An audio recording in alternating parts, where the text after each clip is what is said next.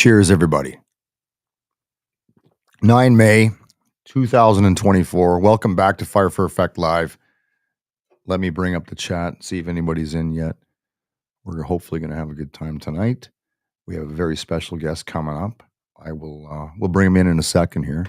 Let's bring in the Blue Rocketeer first. What's going on, bro?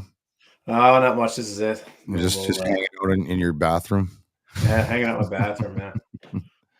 I always feel like maybe I should like move to a proper room in my house, but then I don't know, that's got too much character.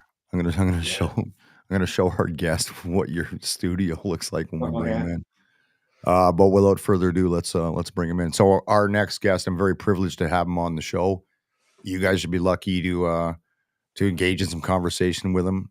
For those of you watching that are in real time, get an opportunity to have some interaction with him. He is a former member of the Canadian Armed Forces. He is a former member of the RCMP, 20 years, 16 years on TAC teams with the emergency response team. And he retired as Sergeant Major of E Division in British Columbia, which makes him the CO's right-hand man. And he's a CEO of a company called Raven Strategic. I'm going to let him speak to that because I'm not fully versed on what it is. But this guy is a beast. He's a machine. Welcome to the show, Mr. Seb Lavoie. Hey, boys. Thanks for having me. How you doing, brother? Good. Thanks for being on, man. I didn't know you were on like 600 podcasts today. A professional podcaster, if there's such I think there is. Oh, there's a good friend of mine in the chat group. I don't know if you recognize that name, Seb, but you might. Oh. So I watched a bunch of stuff. I first saw you on Breaking Dress Rigs with Giselle. She was actually going to jump on tonight, but her kid's acting up, so she can't do it. So it's just the three of us. Amazing. Which is fine. And I didn't want to, like we talked about this earlier. How long did we talk for last week? Like an hour? Yeah, probably an hour. A good hour. We covered some basics and stuff and kind of how we wanted to do this. So the idea behind this, so everybody's, understands what we're doing, is we're trying to have a conversation about leadership, which Seb's done a lot of pods about leadership, does a lot of speaking engagements about leadership. But I want to spin it a bit and talk about real-time leadership, not just high-stress situations. I think we'll gravitate towards that a little bit, but how you take that and apply it. So you did all that. Well, I guess we can come to it later. Tell me about what you're doing right now, and then we're going to go backwards. Mm-hmm. Yeah, so right now I'm the CEO of Raven Strategic, which is essentially an umbrella for everything I want to do. There's security consultancy, performance coaching, all kinds of courses, public speaking courses. I do guest speaking appearances. So it's really, Raven is kind of like it's my green card to doing whatever I want to engage in. Nice, which is what you should be doing now that you're retired and all the shit you've been through. Yeah. Just getting out of institution and haven't been institutionalized and don't really realize it until you're out fully and you start grasping how much you were, and I just want to do things differently. And that's why I do this. Mm-hmm. You know what I mean? Yeah. Now I shoot with Canon or Panasonic versus C8A3. And it makes me happy. So that's good. So did you know when you got out that this is what you wanted to do, or did you just kind of land there? No, there was no landing. I mean, I had an incline of what Okay. I was going to use as skills to cross over, but really it's very rare that the path is fully lit up. Generally, you kind of have a general direction and you just go for brokes and send it. And that's kind of what I did. I just sent it. There you go. And where can people find Raven Strategic? Yeah, so I have an email or a website rather. It's Raven Strategic with a K, spelt with a K. Okay. .com. And then I have, of course, my Instagram, which I'm sure you'll link in here, which is right in my name there, SLAVCCMDR. So that's my Instagram. Yep. Funny enough, I'm getting so many contacts on Instagram, more than I do even in my business email or anything, really. Okay, so there you go. We'll and again, I'll plug all that stuff in the comments below, and then I got to go do a bunch of editing and things like that. So before we get into the crux of it, I'm going to go through what I call rapid rate, and I'm sure you've seen it before. I stole this from Mike Ritland from from Mic Drop Podcast. So I got a few questions. I made some notes, and I'm blind, so bear with me, guys.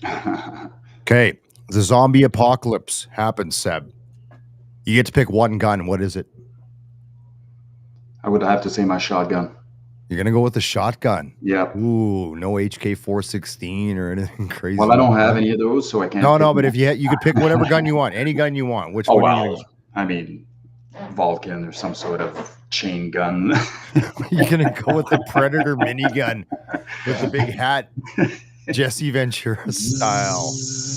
Yeah, the problem is finding ammo for that. You got to think logistically, man. Hey. You said anything. Yeah, anything. Yeah, I'm going to go with 226 because if I got what I got, then I can go get what I need later. That's true. Like it's all these gun nuts. I got 900 guns. Like how many you got? But I only need one, and I'll just come get yours. Yeah.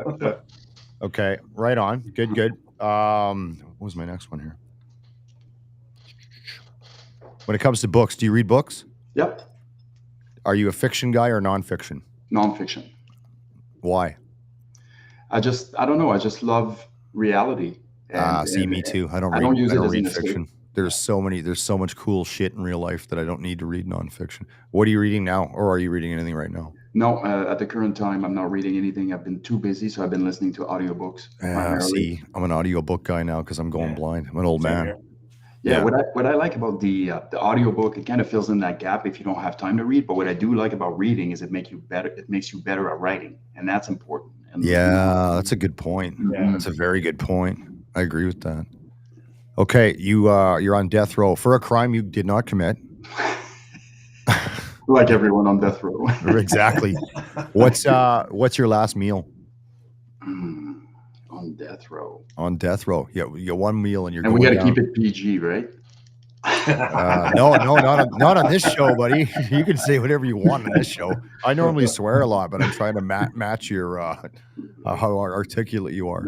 You do your thing, dude. Buddy, you can have whatever you want. It's your last meal on earth. It's you for that crime you didn't commit. So what are you going to do? I don't know. If I say fried chicken, they'll say you're half black. Oh my God. Okay, see, here's the thing. Everybody likes fried chicken. That's true. And watermelon. Everybody. So how the fuck that's a thing, I'll never know, because everybody likes fried chicken and watermelon. But there's liars. I'm going to go with fried chicken. I'd go with that. There's people that like fried chicken and watermelon, and then there's liars. 100% correct. You are 100 million. There you go. There's a tagline right there. You heard it here first. Okay. So I'm going to go with that. I'll meet you there.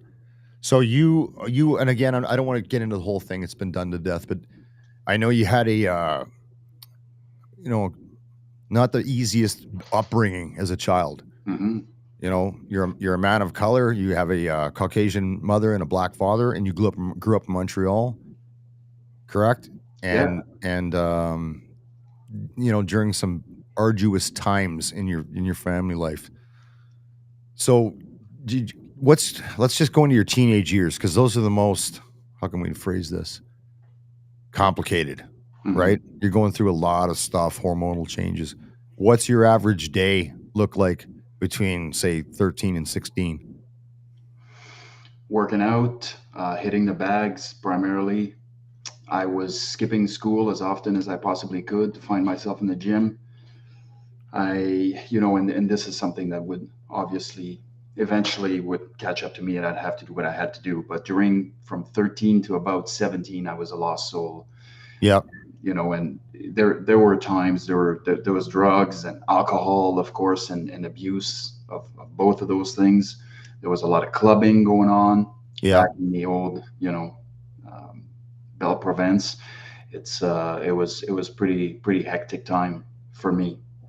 Okay. Yeah. And like and I know I'm leading up to where we're getting with this, because we have to build a picture for everybody to understand the direction we're going. I don't want to jump into, kicking a door in and making a decision. One question, Chris. Like, as a child, as a youth, as a teenager, were you bullied? Extensively. That's a great question. Okay. Yeah. Extensively. Yeah. Was that racially motivated, or were you a small kid, or what was it? All of the above. All of the above. I figured as much. All of the above.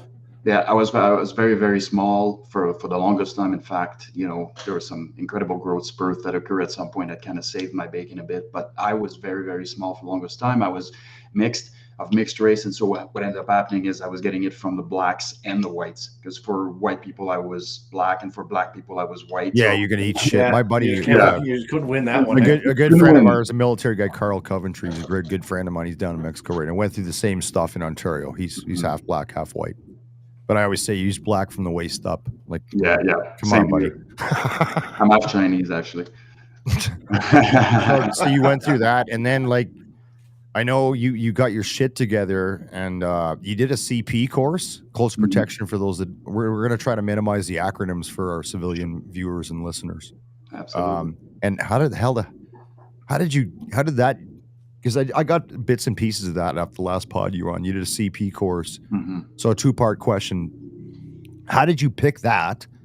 And then how did that catapult you to sort your life out and get your education completed? And then we'll move on to the rest of the story. Yeah, well, at that time in my life now, I was training regularly. I was doing martial arts regularly, and I was starting to use my head for the proper purposes, which was to move the needle forward. And this was one avenue to do it. This was one job that I was very intrigued by it, very interested by it. And in fact, I didn't know how much I loved it until I did it. So Craig Best was running a school called the National Security College over in Verdun or something, and he was a former special agent. And it's really interesting because I look. What year was this? 96. Okay. Yeah. He's dead now, but he's still got some minions sort of running the show, and I guess the school is still alive. Maybe. Yeah. It was a couple of years ago, anyways. But yeah, it ended up just sort of really, really starting me really enjoying the tactical work, whether it was close protection or shooting, moving, communicating, all of those things, which I had no exposure to previous to that, really. And yeah, I just fell in love with the job. I fell in love with the work. I worked in that field for a very short period of time, but a time that was quite beneficial. And years later, doing close pro with my team and I on actual duty with level 5 dignitaries, and thinking back at the course I've taken as a 18-year-old punk, and somehow realizing that there was a lot of good in that course. That course was sure. That blew my mind that you did that course that young. Right? I would have thought they would have said, okay, look, you need to have previous military law enforcement experience. So you have a guy, in his mid-20s, maybe hitting his physical peak, and then going, because all the CP dudes I know, they're like in their early 30s and things like that, right? They need that mental maturity that you just don't have at that age. So that's to me, that was very interesting that you did it that young, and that's what drove you to move towards law enforcement. Well, it was kind of the other way around. I was already, my sights were already set. Okay. On being a Leo, specifically on being a tag guy, and and this was sort of a stepping stone, so to speak. It's a place that I could start. And to answer your question, they were teaching civilians. There was a bit of a vetting going on, and some of those people didn't. Obviously, not everybody was successful. Yeah, but I definitely was the youngest graduate at the time. There hadn't been anybody that young, so I'm sure it's been beat now. So you had your eyes set on being a TAC team guy, like right out of the gate then. Oh yeah, long before I started the process, even in policing, and being denied entry on several different departments. And okay, yeah. So when you join the RCMP, you go through Regina, correct? And do correct. All that stuff. How long did it take to get before you made it onto the TAC team? Well, so I joined in 2001, and I was on patrol for 3.5 years. I did a selection when I was there on one of the part-time teams that were in my area. Did well, but I was way too young in service, so I was passed on. They said, come back in 5 years type deal, Yeah. Which was fully understandable. And I tried out again when I was on the air carrier program or the air marshal program. And that was in 2006. So 2006, I did selection. I was selected. I went on the ERT course, which is 10 weeks long. In at the time, part of it was at Warrior Hill, the other part was at Cannot Range. And Okay. Yeah. I spent my weeks there, did the course, came back, gave an extra 6 months to my unit. That was kind of part of the deal. If they let me go, I was going to give them an extra 6 months. I gave them an extra 6 months, and then I moved on to the team in 2007 in April, about around this time actually. Okay. April 21st. And like that was it. You got what you wanted now. Yeah, I mean, I obviously didn't see it as the destination. Okay, I'm here now. I can just kind of relax. It was once I got there, I wanted other things. Now I wanted to be, a good, solid, contributing team member, and I wanted to be a good, solid breacher or whatever specialty I was going to engage in. All of those things, but my focus was on keeping my mouth shut, my ears open, and doing all the little things right. Every little thing that I was asked to do or put in charge of or entrusted with, I've committed myself to do it to the best of my abilities, regardless of if I'm on dog cover or I'm on the perimeter somewhere. It really didn't matter where you put me. It was all about doing all the little things right. Yeah. And did you feel, because I want to start steering into leadership, did you have good leaders and mentors? Who was your, like, was there one or two guys that influenced you to get to where you were as a leader eventually? Yeah, there were several. These are leading questions. I'm going somewhere. Yeah, no pun intended.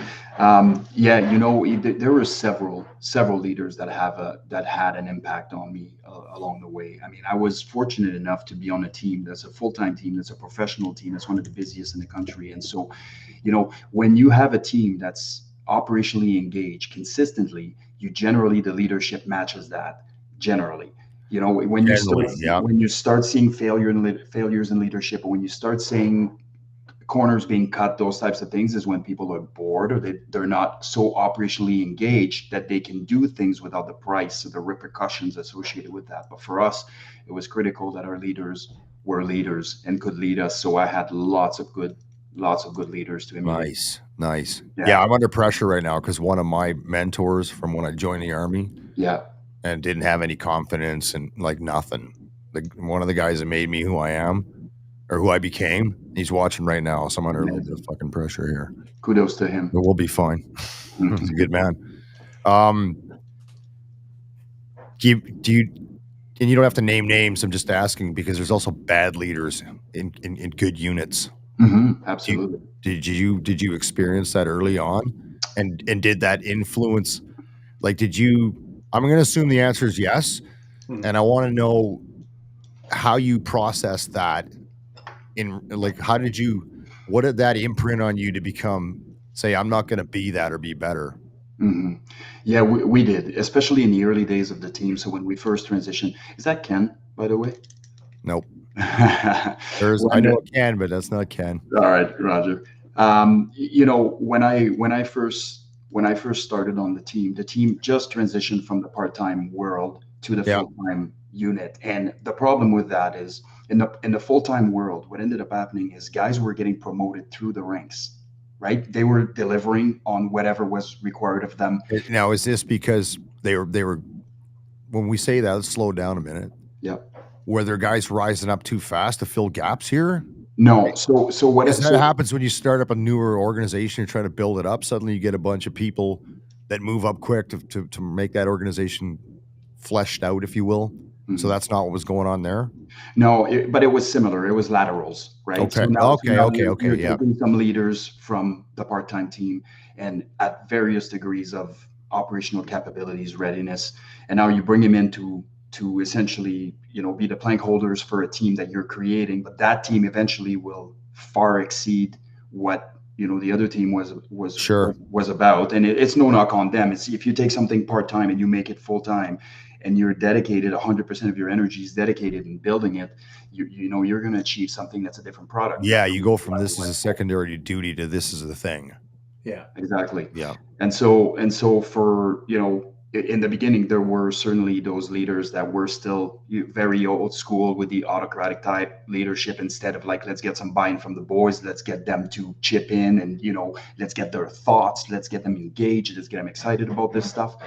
And that came much later after. And so the lessons I've taken from this is the same lessons I take from everybody. I'll take the best out of everybody and the worst out of everybody. If I don't want to emulate something, I'll make sure to introspect on it, to question myself, am I ever doing that?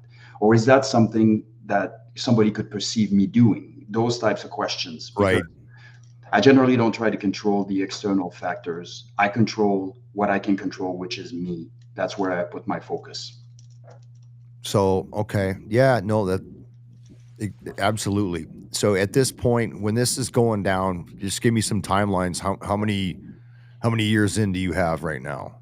So I would say, between sort of 2007 and 2011 was kind of the rougher years, right?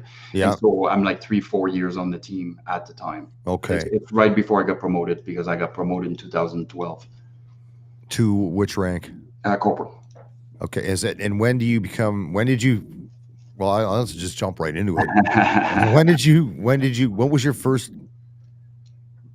tell me about, because I don't understand how the leadership training works in the RCMP. Mm-hmm. I know how it works in the military. The first course you go on is called, well, for me, it was Combat Leaders Course, which is a junior NCO course. And then there's a senior leaders course. And I did that later on, and blah, blah, blah.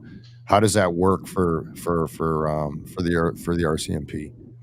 Do you go on a leadership course, or do you just get promoted? Like, how does that work? Well, it depends where you are is the answer, right? So from an organizational perspective, there's a lot of promotions going on that, are based upon sort of paper accounts and those types of things. So you have to write competencies and you have to pass an exam. And so this is organizationally with the RCMP. Now we're sort of regulated by the same rules, but we have a bunch of extra sort of gatekeeping going on, right? So one of them is, of course, so we have a NTOA, so a National Tactical Officer Association course, which is a team leaders course, and it's an extensive team leaders course, which is it's a great course, and it sort of, speak to not only hands and feet skills. It's mostly about command and control, and it's mostly about, leading tactical operations and resolving critical incidents. So that's straight up tactical stuff then, not the soft academic leadership.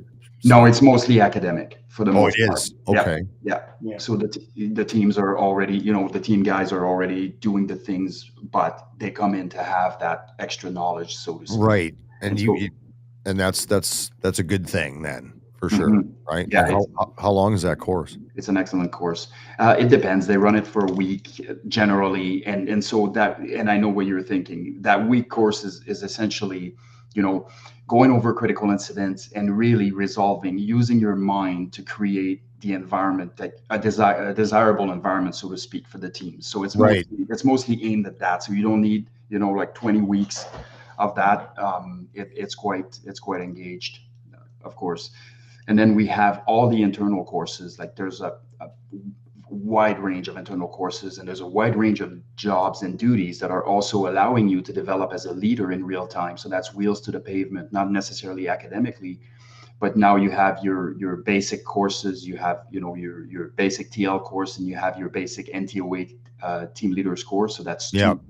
And then you get into sort of the on the job sort of learning, as you go. And so this starts with, you're gonna hit this black side door with a distraction device at on the second go, so that the guys can hit the door, and you have some coordination, all this stuff. You do this right next time. It's so it's a demonstrated, and it's a consistently demonstrated competence. Like if somebody comes in and half the time make the wrong call, or half the time are not where they're supposed to be, or creating issues, or whatever the case may be, you'll never see them be promoted on the team. And so it's all about the deliverables, and it's all about getting some buy-in from the guys. So you don't want somebody in there that the boys obviously wouldn't trust, and you don't want somebody in there that management wouldn't trust, so to speak. So it's where do we bring that? We're gonna get into that soon. Everybody together, kind of managing up and down. I've got a question, which kind of, I don't know, because like you said, you spent most of your time ERT, correct? Yeah. Yeah. So I'm like I spent my whole career in the infantry, and then most of it in a operational unit. And on top of that, I spent most of my time in combat support. So combat support. So it's reconnaissance, mortars, machine guns, snipers, things like that. Right. So a lot of operationally focused guys. And then within our own like sub occupations, like I was a sniper, we have our own like sniper leadership courses on top of the required Army leadership courses. Um, in ERT, did it slow down your career progression? To go to ERT? No, like when you were in ERT, so you got like, Yeah. well, so your ERT guys, and then your regular, like your beat cops or Yeah. your administrative people. I don't know exactly how it works. If you went ERT and you spent too much time in ERT, did you get promoted at a slower pace than your peers that were beat cops? Yeah, well, I mean, it's likely, right? It depends what job you're in, and it depends your field of expertise. I think from a competition standpoint, it was harder to get promoted on the teams just because of how many guys we had. So by the time it was 2018 or 17, like we had 68 guys, right? So when I put in for my first promotion in 2012, there was 22 applicants. That's a lot of capable guys, all from the same background that have demonstrating the ability to do the job. So Yeah. those are big numbers. If I was somewhere on patrol, for example, I would have been competing with a bunch of other people. But if you're a superstar, you might be the only one in the lineup, right? Or there might be two of you, and so it's it is very possible that somebody that's after promotion, would have to sort of have a more diverse approach in their service, so to speak, so they can get, especially if you're hoping to get to the management or the executive level ranks when you're getting in the white shirt business. Yeah. Like you really want to have sort of a less of an expertise or a specific expertise and more of a sort of well-roundedness, so to speak.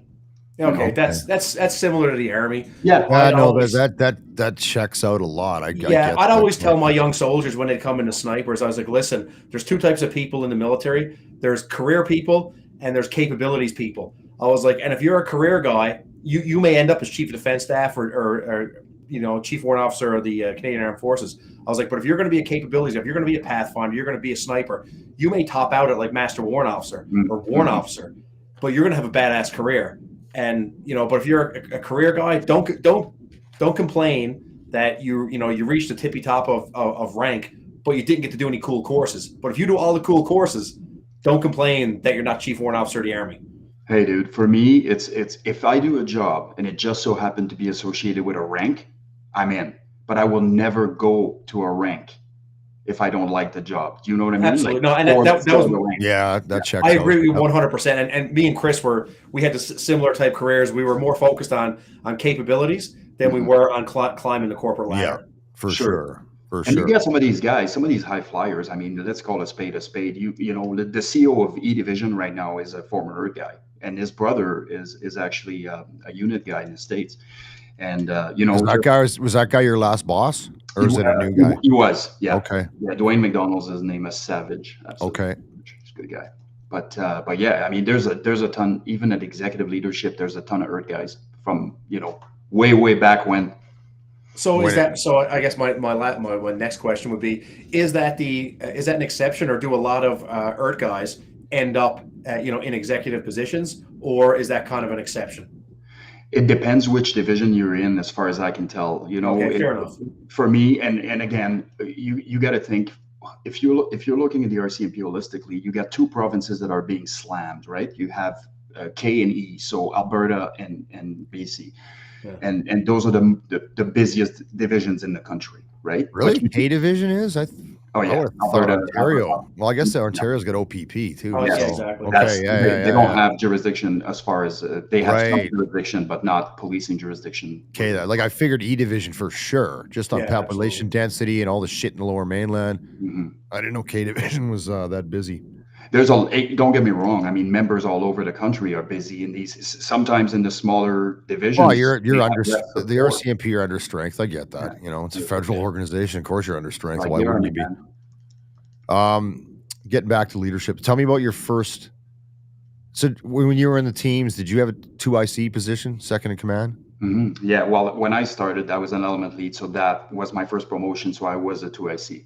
Okay, so Mhm. let's talk about that. Mhm. So you're the 2IC. You're obviously not learning just from whoever the team. What do you call him? Team leader, commander, like team leader is. You're following that guy's lead, but all the other teams and obviously all the guys on it, it's very much a collective.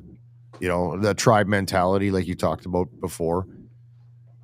How was that for you? Did you know? Like, did you feel? I'm trying to phrase this the right way. Like when you're put in a leadership role, like did you feel ready to do that? Did you feel like you had? I'm not talking about the qualities of a leader and all that soft stuff. That's not what we're here to do. You've done that very eloquently before.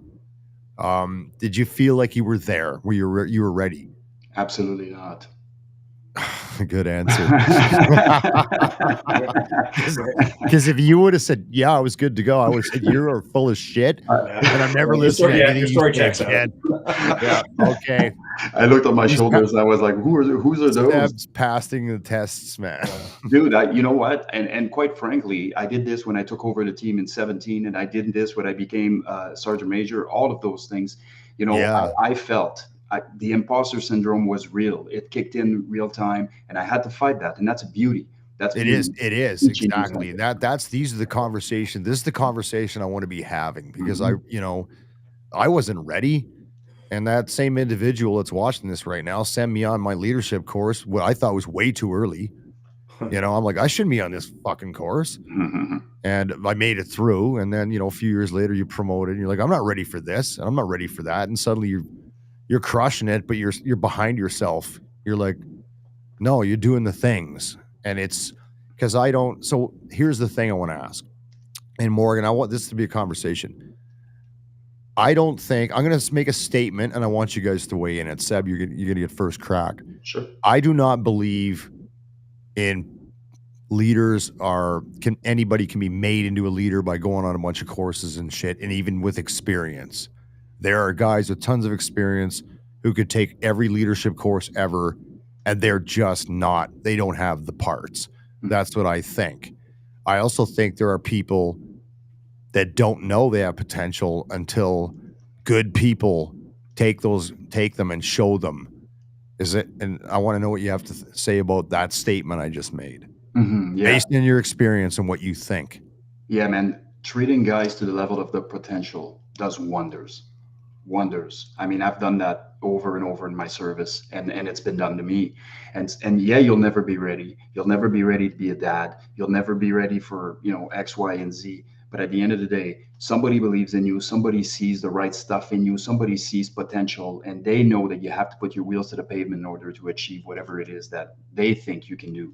And so I've had lots of that, per se. As far as people absolutely not having the stuff, generally speaking, and in my experience, what I've seen is generally fixed mindset, right? Generally self-promoting, Yeah. or Yeah. self-centered, and so the answer is, if that person was to make the proper changes, they could foreseeably become a leader, develop some level, some degree of emotional intelligence, develop some of the precursors of leadership success, all of those things. But they would have to do so much work internally and not focus on anything external until at each step of the way they're ready to take that step forward and move into the next learning phase that they have to do to work on themselves. And so, but at the end of the day, it's a decision. That's kind of how I see it. If a guy is absolutely terrible at leadership and won't get better, won't attend the courses, won't engage if they attend the courses, if they're forced to, all of those things is an internal issue. Right? Absolutely. Because like when I left the military and went to work for a major oil and gas company, and I worked for a few places before I'm fully retired now. Well, semi-fully retired now. Still got some other things on the go, with filming and everything, and consulting services as required, whatever. But they have these weekend leadership seminars, and guys get promoted on who hung around long enough, and it's horrible. Like I cannot wrap my head around how these multi-million-dollar companies function with the levels of, it's called management. The word leadership is not there. It's a neat idea, but it's like there's these managers with no leadership abilities whatsoever. They just they're very they're Hitlers, you know, aristocratic. Boom, this, you shall do it this way, and then that's it. But you know, to me, it's like qualities of a leader, and I don't want to get into that stuff. But I look at, you know, how I came up, and it's number one is self confidence. You have to believe in yourself first. I went through a long time where that wasn't a thing for me, and then number two is technical and tactical competence. You have to be the shit. You have to be exceptionally good, because then people look up to you. And then the third thing is humility. Well, there's a few more. You got to be humble and not arrogant, and you have to be, you know, care about your people, and genuinely care about your people the way, you know, the good leaders I had took care of me, made me technically and tactically competent, taught me the right things to do and the wrong things to do, and how to be and how to not be.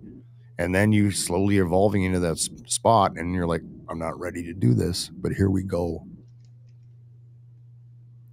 So, yeah. Yeah, Long pause.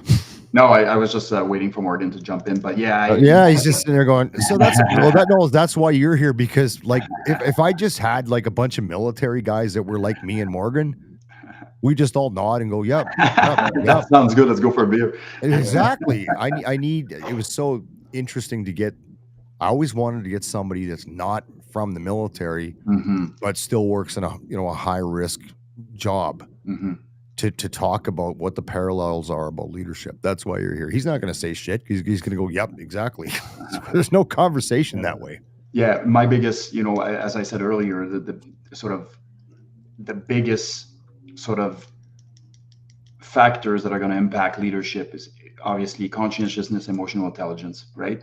Yep. If you don't have emotional intelligence, which is your self-awareness, your self-regulation, your social capabilities, your drive and determination, your ability to set up a mission statement and to make it believable and to make it authentic. Your authenticity is huge in leadership as well. Charisma plays into leadership. Like there's a gazillion things that play into leadership. So it's a very oversimplified concept, but all of those things can be helped. So we look at this as human beings, we silo everything because it helps us make sense of life, because our brains is very simple. So it's complex, but it's simple in its application.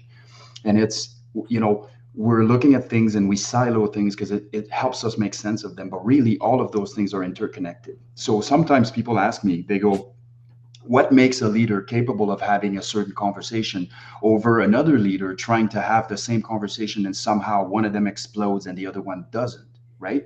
And then you listen to the two conversations that are very similar. Why is it that one created such a strong emotional reaction? Well, let's look at the intangible here. You have somebody that's, you know, say a lifelong martial artist that has all of the, like, those things matter, you know, like how you look, how you conduct yourself, you know, how you speak, all of those things, how you train, you know, do you train like a savage, or are you sort of a little bit off shape, all of those things. And it's funny because people often think, you know, those things are separate entities and it has nothing to do with anything. And to a certain extent it doesn't, but it does. You know, it has an impact. Everything, considering how much of what humans are sort of getting in communication comes from the nonverbal. Imagine how much power all of those individual components can have. And so it's a very complex conversation to have, and there's a lot to do. If you want to be the best version of yourself as a leader, you're good to go. Absolutely. And it really, I don't know how to, like, when people ask me to explain leadership, first of all, I tell them two things. There's two things I hate. And the two types of people that are most full of shit in the world to me is the first guy that says, I'm a leader. And the next one is the guy that says, I'm an expert. I've been introduced on podcasts. Yeah, Chris is an expert in counter ID and counterterrorism. I'm like, whoa. Don't use that word. Never use that word. Don't describe me as an expert in anything. All the leaders I know are natural leaders. They don't need to say I'm a leader. Like, that guy's insecure. He's telling you he's got a command position. That doesn't mean he's a leader. I'm an expert at messing up, is what I am. Fucking absolutely 100% I am. You and me both. When you were in the military, were you familiar with the principles of leadership? Yeah, I mean, roughly, not to the extent, because there's a new version out. I live by here's my 10 commandments. Morgan's more than versed in these, and I know they have this new fluffier version that I don't care about because that's after my time. So I'm just going to read these off because it's going to reflect through the rest of our conversation. These are the original Canadian Armed Forces principles of leadership. Number 1, achieve professional competence. Mm-hmm. Right. Number 2, appreciate your own strengths and limitations and pursue self-improvement. Number 3, seek and accept responsibility. Number 4, lead by example. And I used to ask guys when I ran leadership courses, tell me which one of these is the most relevant. And there was no right or wrong answer, but that was the one I picked when I got pinged. Number 5, make sure that your followers know your meaning and intent, and then lead them to the accomplishment of the mission. Number 6, know your soldiers or people, if it's a civvy thing, and promote their welfare. Number 7, develop the leadership potential of your followers. Number 8, make sound and timely decisions. Big one, especially when you're in the shit, and we're going to get to that soon. Number 9, train your soldiers as a team and employ them up to their capabilities. And number 10, keep your followers informed of the mission, the changing situation, and the overall picture. That has been, despite all my leadership training, it's always kind of like my mantra in the back of my mind. Am I adhering to these things to the best of my ability to make, and they've applied domestically, socially, and when we were, when it was on over there, right? So that's kind of, I'm wondering if you have a set of core values similar to that, or things in your brain that you apply in all situations. And we're going to start getting into some of the kinetic stuff versus how, non-kinetic stuff. Sometimes you get hard decisions to make in administratively back at the dead, or we call it garrison. So do you have anything like that some core values or a mantra, if you will, that drove you through how you manage, how you lead your leadership style, which should be dynamic? And I know yours is, and it's not a trick question. Mm-hmm. Can you talk about that? Yeah, I mean, I can start with controlling chaos starts internally. Like if you can't control your own emotions when you're having conversations or when you're put on the spot, or are you guys, am I still here? Or? Oh shit, wrong guy. For some reason, Chris, you put me in a big screen. Sorry, I thought I got kicked off. No, you're good. I got kicked off on the collective. Technical difficulties. So yeah, controlling chaos internally and making sure that from an emotional standpoint, I'm the person that I need to be making those cool decisions under fire, because I don't care how good you are at anything. If your sort of emotional response or your level of arousal, spikes every time that anything happens, you're not controlling chaos as effectively as you could. So controlling chaos starts internally. Now, caring for my guys, this again, emotional intelligence wasn't something I was lacking growing up or anything.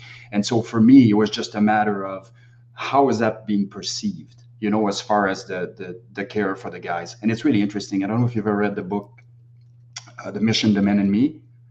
Well, I was going to bring that up, but I actually changed the order. I'm like the men, the mission, and me, because if you treat the men the way they will do anything. Okay, you just took away my shit, man. Yeah. Sorry, bro. No, I love that you just said what you said, because I was going to ask you this later on. Mm-hmm. The acronym was always mission, men, me. I went, no, it is men, mission, me, 100%. And I've lived it. I have lived it, because if they're not sorted out, I've seen shit fail. So thank you, Seb. Right on, man. One of the things I always used to tell my guys, I'm like, man, my loyalty goes down before it goes up. We're gonna get into that too. Look some hard curveballs, but because if you're not looking after the boys aren't going to look after you, and the mission's going to be a failure. Since we're there, I'm going to ask Seb a question. When you were RSM, or Sergeant Major, mm-hmm. Did you and the old man, the CO, were you ever not aligned on something that would impact the rank and file? And because I'll simplify the question, then we'll get into the guts of it. Have you ever been in that spot in a leadership role, whether it was as a EDIV Sergeant Major or a team leader, where the CO is making a decision that was going to impact the men that you were not aligned with, and how did you handle it? Because we're talking to that leadership up, leadership down, or followership up, followership down, right? That's what we're getting into here. Loyalty up, loyalty down, however you want to call it. Sure. So the answer is yes. Numerous times I've had my feet to the fire, and I went there willfully and willingly to protect my guys, or to protect their interests, or to protect the mission, or whatever the case may be. If you're a leader and your intent is to keep everybody happy at all times, including the people above you, I got some bad news. You're going to fail. You will fail. You're going to need to take some heat. You won't have a choice. Now the question is how you take that heat. That's me. I'm a very strategic communicator. When I go in an office somewhere, I just don't throw shit around and start, right, eliciting like a nasty emotional reaction and then try to get anything accomplished, because it just doesn't work, right? So it was more about the focus. Yes, I walked in the CO's office and we've had conversations on decisions that were made by executive leadership. But the way I delivered it and the way I did it over the years, especially in my 2-year term as the SM, it led the executive officers to come in my office first before making the call, right? So they would come to my office in the morning at 6 o'clock, 6:30, 7, whatever, assistant commissioner, deputy commissioner, really didn't matter, close the door and said, hey, we've been looking at this. What are your thoughts on this before I go live, right? And that's what you want from your SM. Your SM is supposed to be representing the troops with the CO and the CO with the troops, so everybody knows what everybody's doing and that you're pulling in the same direction. My job was to unite the force, not to divide them, right?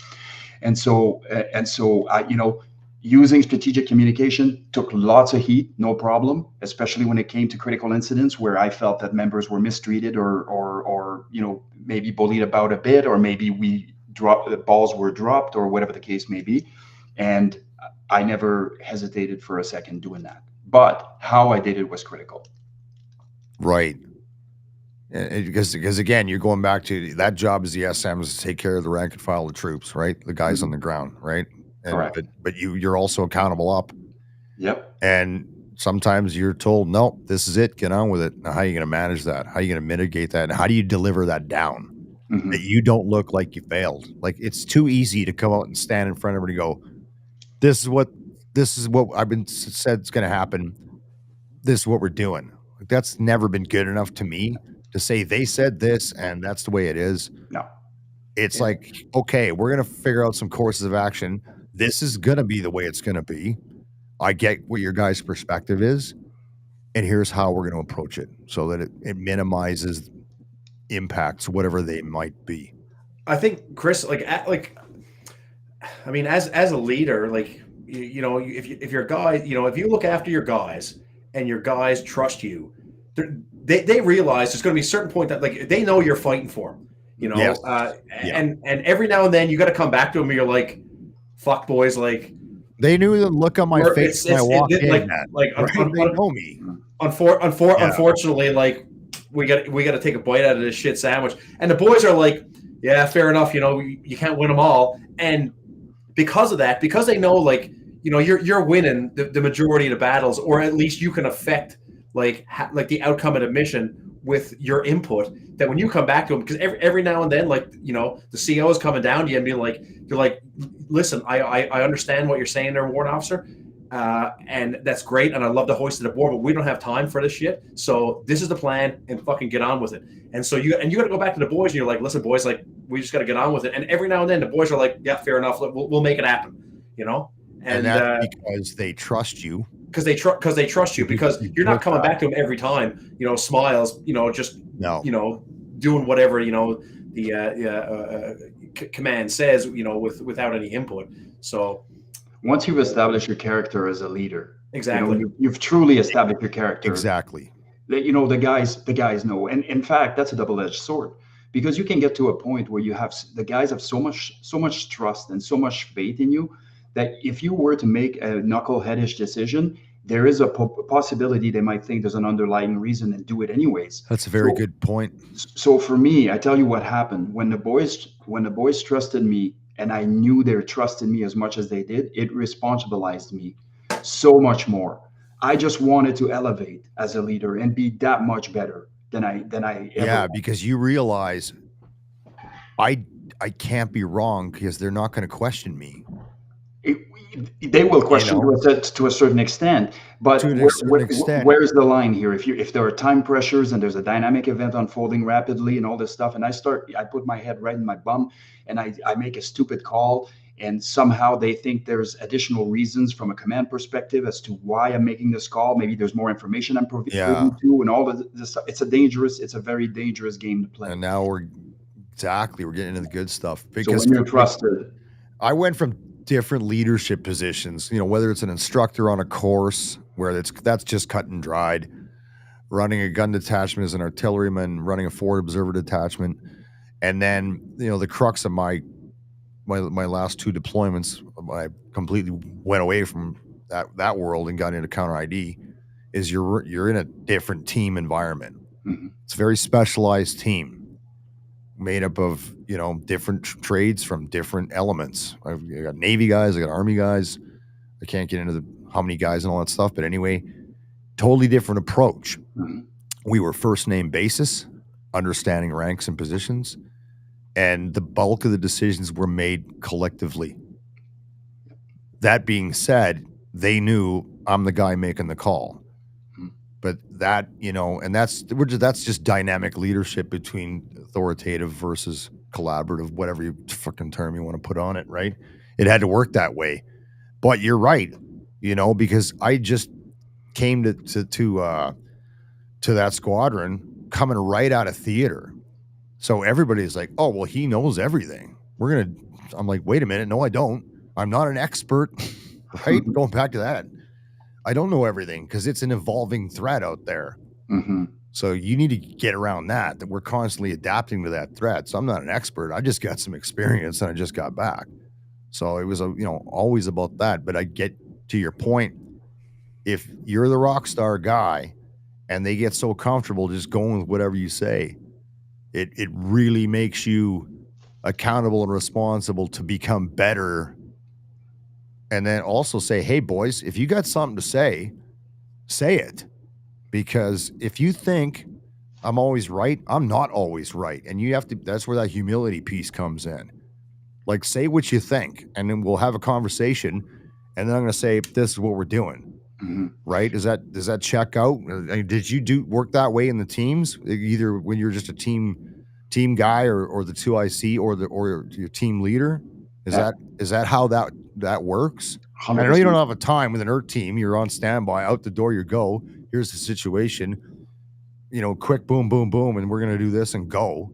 Right? Mhm. No, there's all kinds of different things. There's planned operation, there's in progress operation, there's a year down the line operation. Like there's a lot of stuff Yeah. going on, Yeah. right? So you have opportunities to engage the guys and all kinds of stuff. But I tell you how this looked like for me. We had a tactical dilemma. I brought the tactical dilemma to my team, all of them, including the brand new guys that thought they wouldn't have a voice, right? But it's not the way Nice. we worked. And what I would do is I would say, boys, here's the problem. I need you to problem solve this on your own individually before we go live and have a conversation about what our best course of action is going to be. So that allowed people to really step up and really try to come up with some innovative solutions in dealing. And this is, not in the context of okay, this is happening live, we need to roll out the doors. But it was more about if we had a planned operation or if there's something going on in the afternoon or whatever the case may be, right? Yeah. The boys would essentially build up the plan. If I saw a flaw in it, I'd ask questions, fact find before I start tearing it down Right. or saying we should do this instead or whatever. It didn't matter. And my biggest thing is I never took credit for anything. I never took credit. I didn't care. And imagine what we No, could it's all about accomplish. we, not me. Imagine if we what we could accomplish if we didn't care who takes the credit, right? And so for Right. us, it was about resolving this as a team. My guys were stepping up. They would push out plans that were super solid because they're very experienced and they're always empowered with making decisions, making calls and supported when they do make calls, because that's another piece. That decisiveness piece needs to come with accountability. You can't just be like, oh, I'm going to give you all this power, but also if something goes wrong, you're on your own kind of thing. No, you're still the leader and you have to have decisiveness and accountability. But I the boys, literally, especially in my last 2 years on the team when I was the overall team leader with 24 guys working for me, they used to problem solve absolutely everything. My job was to enable them to do the work. And That's all I did. that's man, And support them. what the hell can I say? Yeah. That's perfect, because that's how you inspire confidence. That's how you know. It's what the hell else can I say? The DS answer right there. I was trying to catch. Yeah, him. like when the guys would come to me with solutions, and obviously like they come to me with solutions, I'm like, okay, well that's pretty good, but there's an inherent risk. As a leader, I'd be like, you know what, it's my, because these are guys that are operators now. I'm kind of the go between, like the guys on the ground and leadership. So, and the chain of command, I guess. It was my job to essentially accept that risk. And as a leader, I'm like, if I don't accept this risk and play it safe all the time, well, nothing's going to get done. So I'm like, no, these are good, hard, these are competent soldiers, like under my command, and I trust them. So I'm like, that's a risk I'm willing to accept. And if it all went to rat shit, well, shit, I guess I got to own it, right? You know? Yep. Yeah, you'll eat it later. I'll eat it later. But at the end of the day, like I felt like my job, a big part of it was that I just got to be able to accept the risk. Yeah. And then if it falls apart, well, it's on me. And I'm like, well, let's make it happen. And you know what's interesting with risk, and when it comes to risk mitigation and risk assessment, is one of the common cases would be with a critical incident commander. So the critical incident commander isn't just responsible for ERT; is responsible for the negotiators, responsible for the doctor, everybody on site, responsible for everybody. Yeah. Right. And so what would happen often is, say the ground team leader was asking for certain options on account of the tactical dilemma they were faced with, but there was a bigger picture and we needed to know, and the critical incident commanders would look at the totality of the circumstances. So my job became to sell an option if it made sense, at the time. And so plenty of times I would turn onus on the critical incident commander and say, just so you know, this is the most dangerous and volatile and potentially dangerous option that you are pushing now. The guys are going to mitigate the risk as much as they can, but just so you know, I advise strongly against that, and here's what's going to happen. Right? Did you give him some courses of action alternative? Oh, absolutely. Yeah. That's a dumb, stupid question. I don't mean to insult you, Seb. If that's no. You're absolutely correct. I'm just trying to educate the viewers and listeners. Yes, right? Yes. So it's a collaboration, right? Yeah. Most of them were very trusting of me, so I had the ability to really be able to produce how do we get to the same end goal with a different option, for example.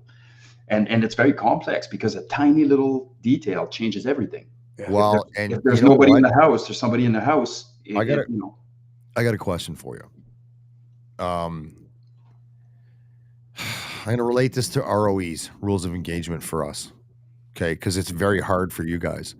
When we're over there, we have a clear-cut error, and I'm talking about Afghanistan, and I've lived through every level of ROE, from the United Nations bifold card that was read to you by a lawyer, and everybody was scared to even look or load their weapon, all the way up to straight-up kinetic war fighting, where I didn't even have an ROE card. It's just like, do the right thing, and if you got to drop somebody, then so be it. Don't miss.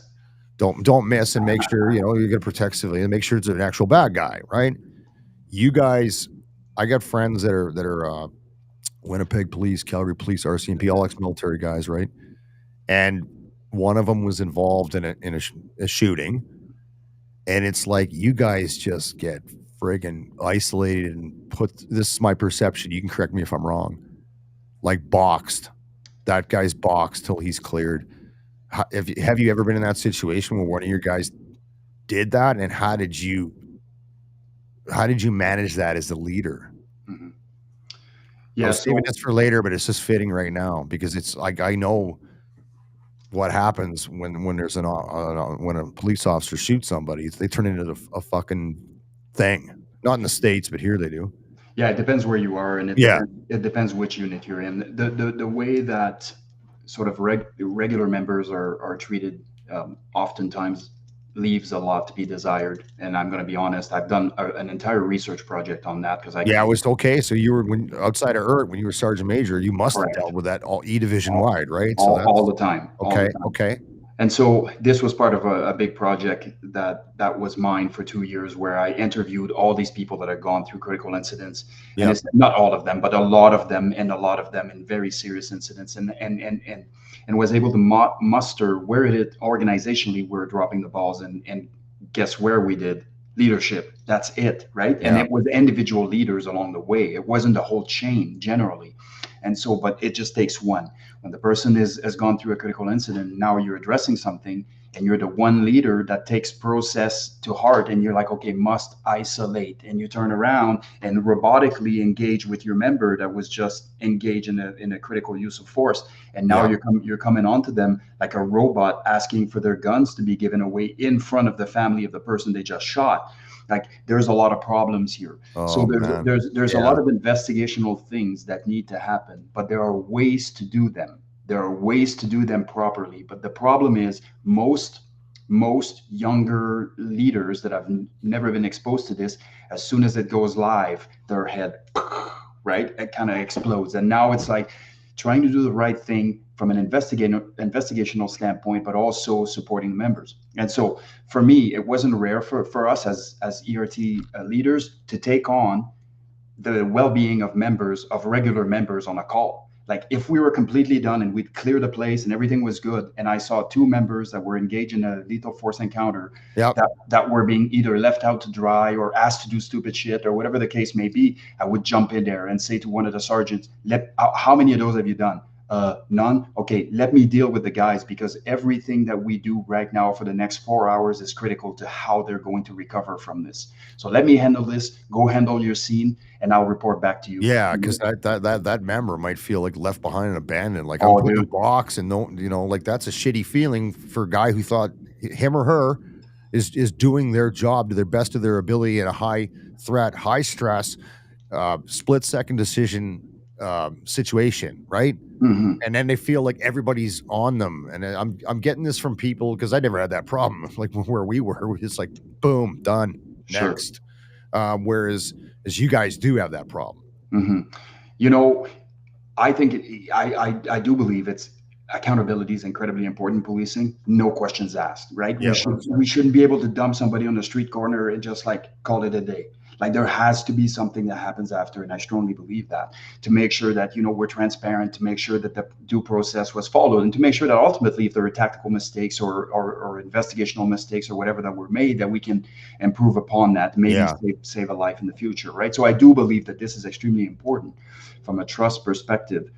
But man, it is quite the gambit when you get into a use of force, in a critical use of force in policing, and if you're not prepared for that, you got some stuff coming.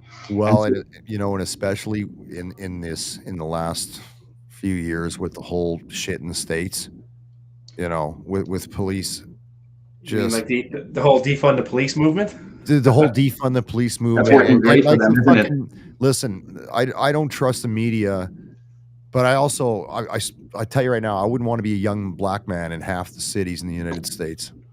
I wouldn't. Well, I don't know if they're undertrained or if they're racist or it's a combination there. you I'm wouldn't sure have to there's worry.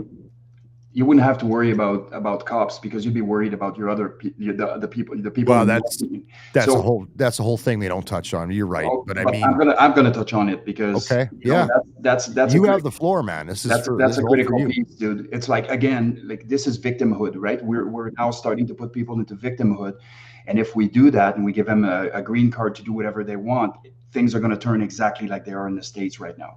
And so, what I want to see from, say, the black community, for example, is to come out against black on black violence, and come out against black on white violence. I mean, all violence, obviously. So they're condoning. Yeah, we should shut it all down. They've been condemning a bunch of things and making a lot of claims and all this stuff. But once we're faced with the prospect that there's an entire subset of society that was given a green card to do whatever, and just goes out and doing that right now, and Right. nobody interferes with the process, because if you do, you're racist, we're doing it wrong, right? And so what's important to happen here is those black leaders, the community leaders, they need to be coming out against that.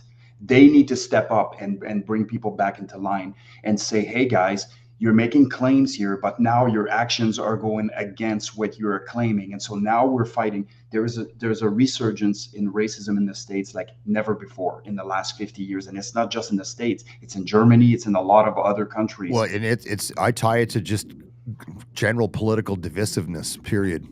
Anyway, fuck, that's a whole other show. If you give anybody a green card, they will use it.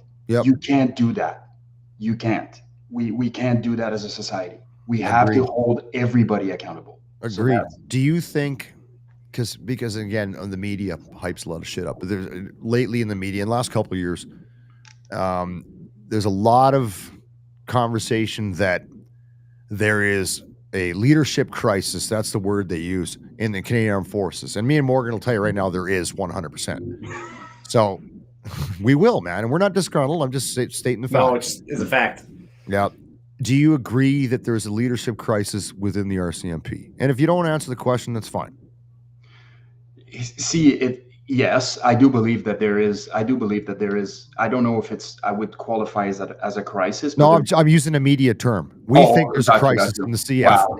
Yeah, sensationalism, it's right? A media term, right? So that's what I'm asking. Is the media? Let's just say there's always leadership challenges throughout the evolution of any organization. We can all agree on that. Mm-hmm. But the media is fucked anyway. How do you? So I'm going to rephrase the question. What is your response to that? There's a leadership crisis within the RCMP. What's your response to that? That's my question. Yeah.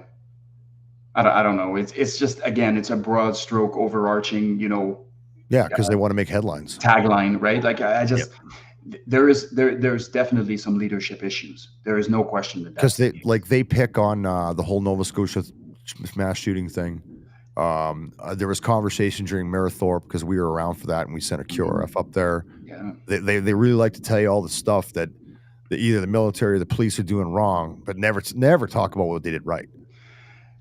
Which promulgates the next thing. Well, there's a leadership crisis. Clearly, this could have been avoided. It couldn't have happened. So here's what the problem is with sanitizing police calls, right? Like, so when you look at a call, for example, like Nova Scotia, right? If you were to look at it now, and you have the timeline, and you have you have your timeline, you have your information at which point, who knew what, when, all of those things, and you look at it backwards and you reverse engineer it.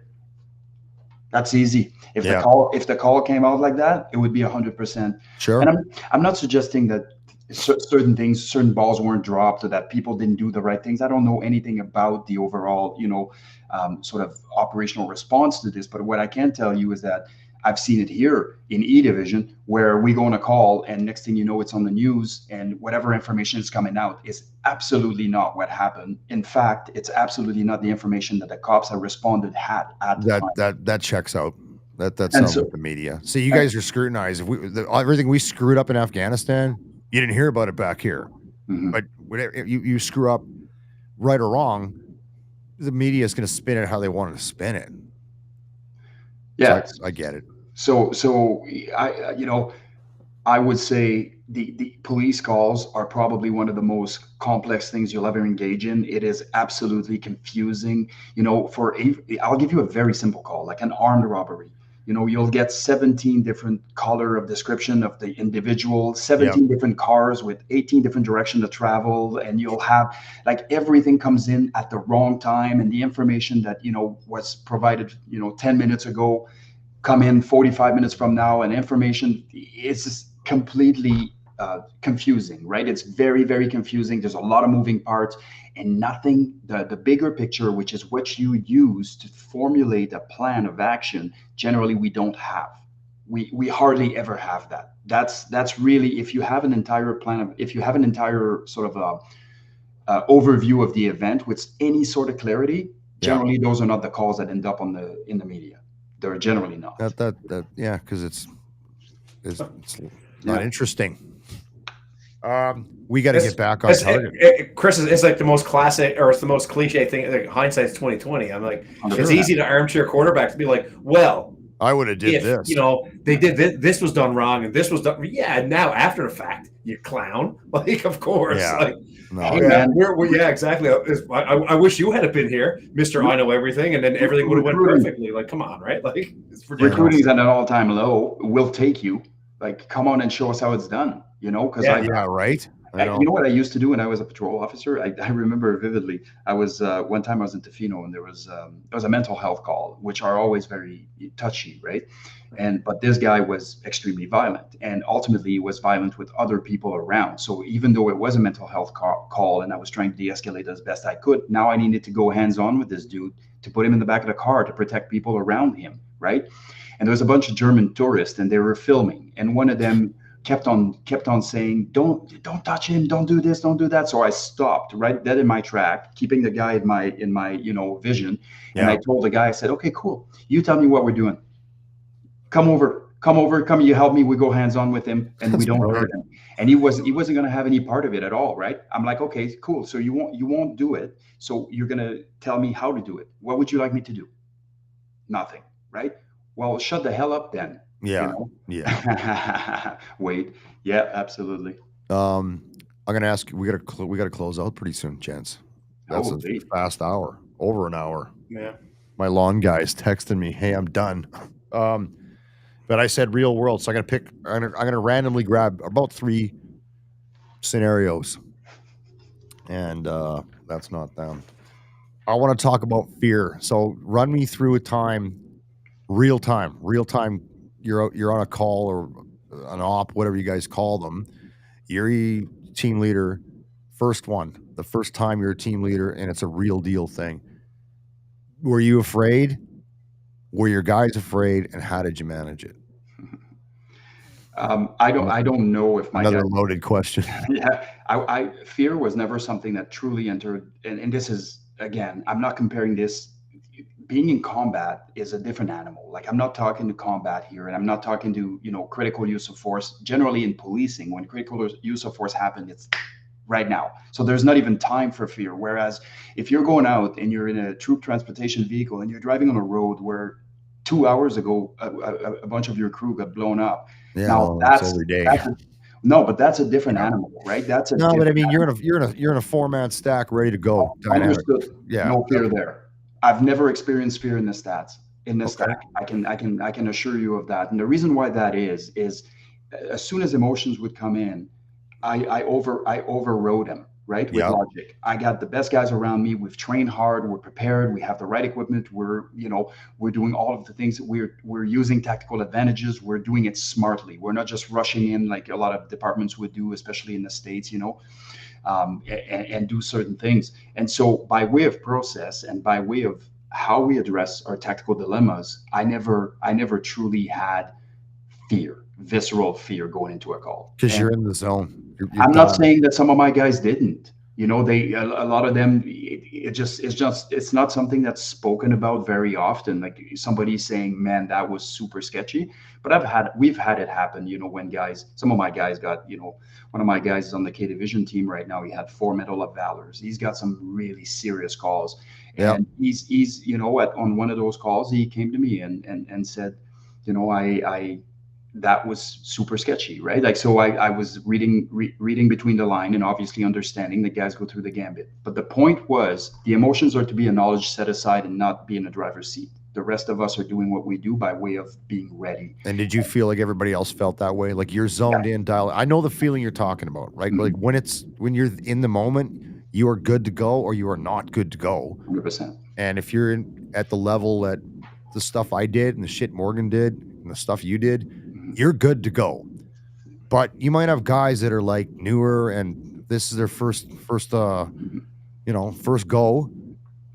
How do you instill that confidence as a leader in them to get them through that first one? I guess that's kind of what I'm asking. Yeah, absolutely. So for me, it starts with purpose, right? If it's their first time in the stack, they've obviously been in training, but if it's their first time in the stack going on a live operation, they're probably not going to be in the stack. They'll probably be on the perimeter point, right? Okay. Yeah. And so we kind of stress inoculate them as we go. We don't, although it has happened where we had a hostage rescue and one of the guys was on his first shift. And they rescued a hostage, and he gets to now try to live up to the rest of his career to this hostage rescue we did when he was brand new on the team. Brand new guy, yeah. But the fact is, we would have those conversations with the guys, focus on the things that you are entrusted with. Focus on your duties, focus on the things that you are prepared for, focus on all of those things, and don't let external factors creep into your mind too much. What if, what if, what if, what if, what if? Right. Trust that you have. And in order to do that, you need to have a professional team that's actually training the way they should, doing the things they do, equipped with the equipment they need to have, like all of those things. Because if you're just addressing the elephant in the room, but everybody knows that in the last 8 weeks of training, you guys have gotten called out 19 times and you've never actually completed a real training day, I don't care what you tell the guys. It's going to be it's going to be based on lies and deception because they're not prepared. They're not prepared. They missed all their training days. You know what I'm saying? Yeah, no, trust me, I know what you're saying. So it's lining up the pieces so that they don't need convincing that they're ready.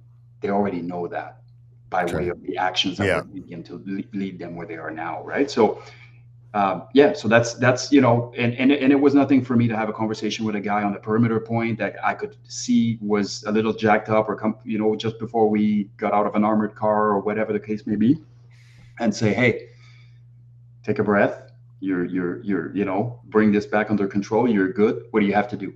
And have him back brief me, whatever, and say, good stuff. Let's go. Let's have some fun. Let's get this done. Yeah. Did you ever have a time? Because I know I have, where the plan went completely to shit. I'm not saying anybody got killed. And like, how did you manage it after, as a leader, right? Like that plan went to shit. The whole thing was a colostomy bag at best. How are we going to manage this? Like, how did you handle it? If you ever did, or maybe you had a perfect record, man. I don't know. No, we never had a perfect call. If I'm being honest, like that's the first. Yep, that's exactly it. Yeah, like we never had a perfect call, but I tell you what we did perfectly is making sure that we spoke about what we didn't do right. Like we didn't care about what we did right. Yeah, hot wash, AAR, call it what you want. That's after action review for everybody listening. On the spot, ownership, accountability, all of those things, and demonstrating by the leader to start with. For me, it was nothing for me to say, guys, this made a lot of sense at the time, and I made this call for that reason, and it ended up not being the greatest call, or whatever the case may be. Those were my reasons for doing it. But if we were experiencing something like that again, here's some of the options that I would be looking at, and then what are your guys' thoughts? And then the guys would speak their thoughts, and we'd hot wash it and move on. And so if you set a culture of ownership, you're going to have your guys have ownership. My guys were, I should have sent the DD, the distraction device, on the second standby, and I didn't, and it caused a disruption or whatever the case may be. And some other guy would jump on and be like, well, had I manned the radio a certain way, like all of those things. So you could see the ownership sort of going through the ranks, and all of the guys were sort of afflicted with it, which is a good thing. Yeah, but for sure. But it happened, and the important piece of this, and guys like to, and it's important that they get valued. So if an investigative unit comes to us and says, hey guys, we absolutely loved working with you, guys were very professional, those are some of the things that we really liked, I would pass those on, obviously, so that the guys understood, like, look, you scored here, right? Like those are good things that you've done.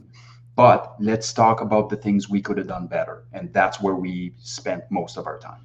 Did you ever get challenged on any decisions you were making in real time? Oh, yeah. Like either by your own guys or on the perimeter or like peripherally or like, here's what we're going to go. And like, how do you handle that when you're getting challenged on a decision you're making? I'm talking real time shit, not planning. Like, this is what we're going to. Yeah, so as a ground team leader, right, when you're making on-the-ground decision where you're moving tactically, or you want to remove a light, you want to do X, Y, and Z, whatever the case may be. I mean, that's happened. And then we would have, generally, there was a valid reason why I was wanting to do what I was wanting to do. But also, if the person had serious concern about what I was about to do, then I had serious concern about what I was about to do. Right. So that's fair. We would just quickly sort of hash it out and say, what's the issue here? Well, if we're going through the door that we've been standing in front of for the last 4 hours, we're going to get dead. Like we need to find an alternative entry point. We need to do X, Y, and Z. We need, whatever. And so, yes, when it happened, I would have a quick sort of conversation on the side. And if whatever it is that they brought up made sense, I'm in. Let's go. And I would even say it at the debrief. I'd be like, hey guys, like we I was going to do X, Y, and Z, but so and so spoke up, and and we ended up doing something different. Good on you for stepping up. And that's all I expect of them, because that succession planning is important. I need to be able to rely upon the fact that when I leave or when I'm away in Thailand to train, that my guys are good to go because they have been, empowered to make the decisions and to do things, supported as well. I don't know if that makes any sense. No, it does. I'm tracking with what you're saying for sure. But again, you had the privilege to work with high level operators, right, for that long, and then have the privilege to be put in a leadership position to lead those guys and to work with them and do the shit that you did. Absolutely. The only thing we haven't touched on, here's what everybody doesn't know, where we listen to this savage beast, is he recently had his lower left leg amputated, elective surgery. We're not going to get into the details of why, but never quit attitude. He posted this video yesterday. It just blew my mind. You're like scaling this river. What were you doing, man, with a prosthetic? Like, I wouldn't do that with two legs. Yeah, you know what, dude? I just absolutely love engaging in life, like all of it. So that losing that limb does not slowed you down one bit from what I'm gathering from. Oh, it slowed me down a lot.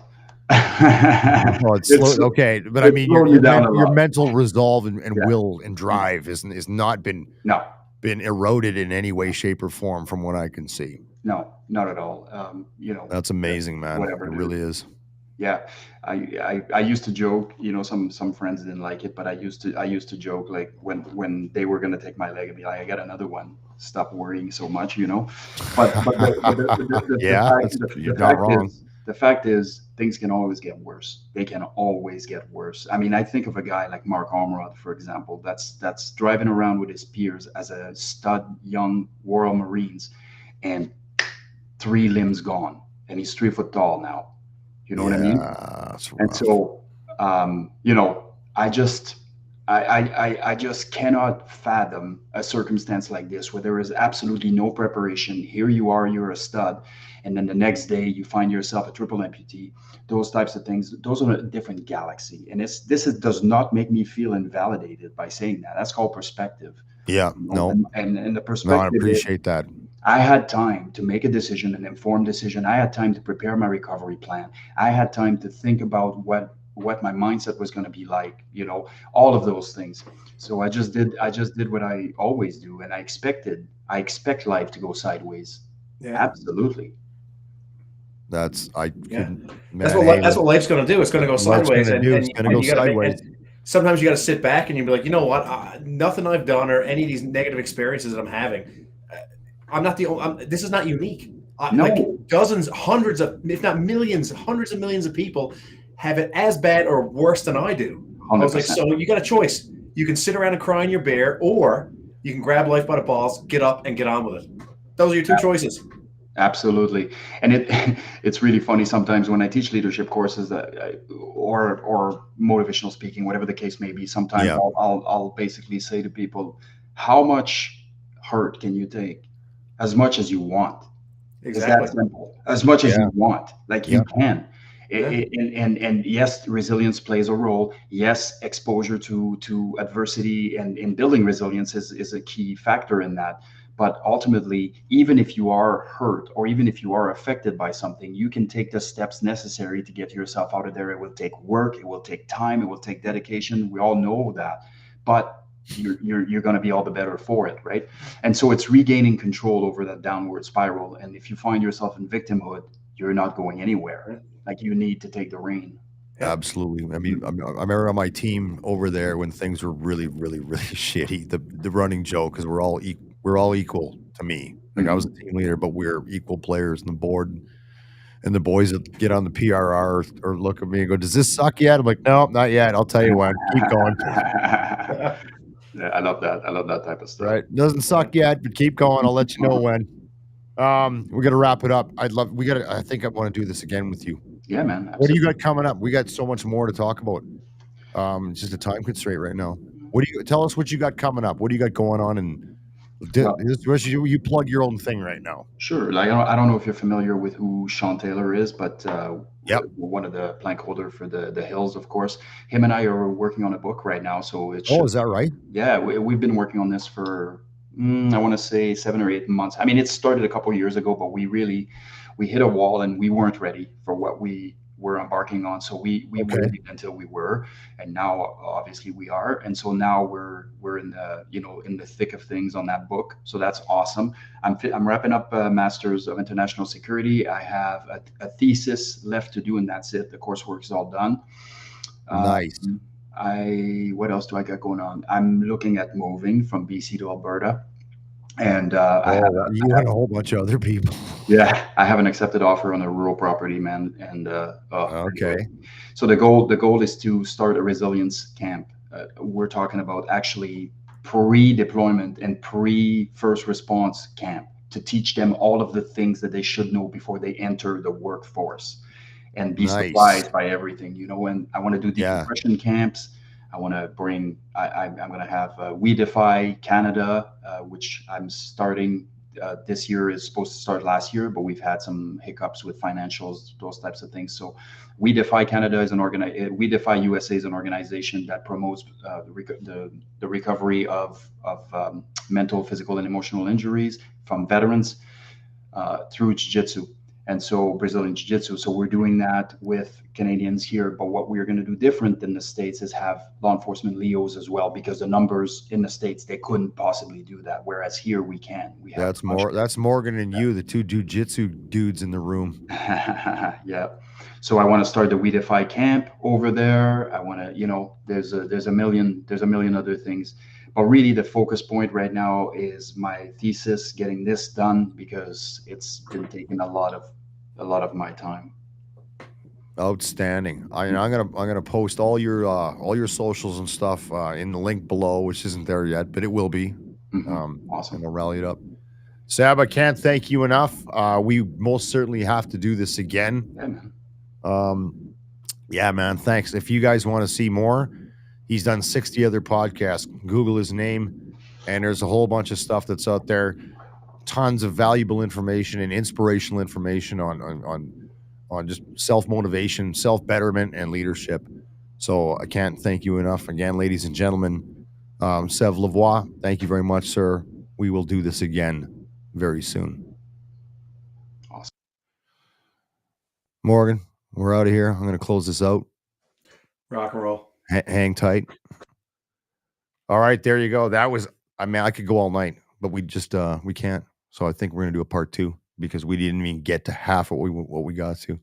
But I hope everybody watching that really enjoyed it, and I hope everybody listening later really enjoyed it. And again, you can get at Seb.